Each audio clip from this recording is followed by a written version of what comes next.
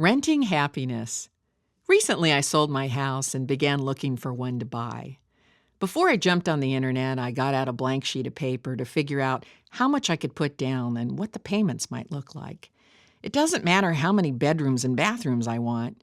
As we discovered during the subprime mortgage fiasco, you have to attack purchases like this in the right order, which means you don't start with what you want. You start with what you can afford. There are a lot of online calculators available these days which make payments easy to determine. They automatically add your property taxes and insurance to your mortgage payment. Once I figured out my payments, I added a little every month for home repairs. Over time, the roof will need replacing, as well as the kitchen faucet and windows. I totaled it all up and reminded myself that any figure south of what I pay for rent every month would be savings I can bank. But here's where things get interesting.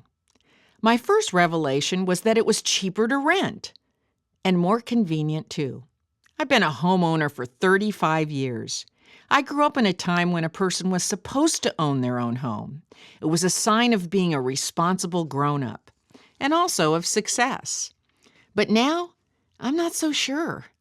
After I sold my last house, I was lucky to rent a pristine little cottage surrounded by trees, a view of the mountains, and a 5-minute drive to the state park where my dog and I take our morning hike and cool off in the river. I no longer spend my weekends on home repair. I make one phone call and someone promptly arrives to fix the problem. I don't worry about property taxes, which keep going up, insurances, homeowner, fire, earthquake, and liability, which also keep going up, or maintenance. And home improvement projects are also off the table. I have more time for doing other things now, though I admit that I did buy a truckload of plants last weekend and restored the flower beds. No system is perfect. My second discovery was the condition of the houses that I could afford to purchase. For the most part, they were small, dark, and run down. Nothing I looked at came close to my rental. For example, one of my must-haves was no road noise from the busy artery which slices down the middle of the valley where I live. Last week, a realtor took me to see a house where the front door was 100 feet off the road. As we pulled up, I said, "What about the road noise I told you about?" She replied, "The house has double-paned windows." Double-paned windows?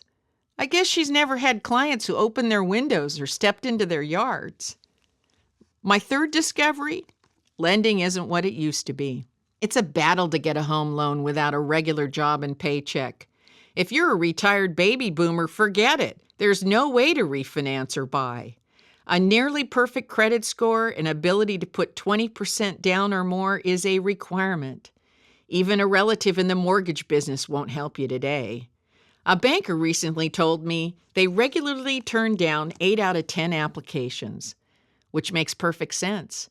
Why would a bank make a home loan at 4 and 5% when they can get 29 to 80% on credit cards?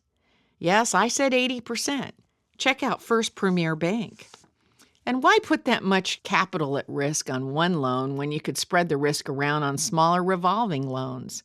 If the collateral meant to secure a real estate loan can't be trusted to cover the loan amount, then mortgages start looking a lot like credit card loans, only scarier.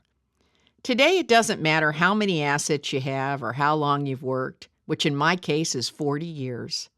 You stand in the same long line as everyone else who is no longer qualified for a mortgage. Do I want to put myself through all that? Not if I can shed the stigma of renting, which to many people means I can't afford to own a house. But it's not true. I can afford to. I just wouldn't be as happy as I am in my rental, and I'm beginning to think that may matter more. For more information, visit RebeccaCosta.com.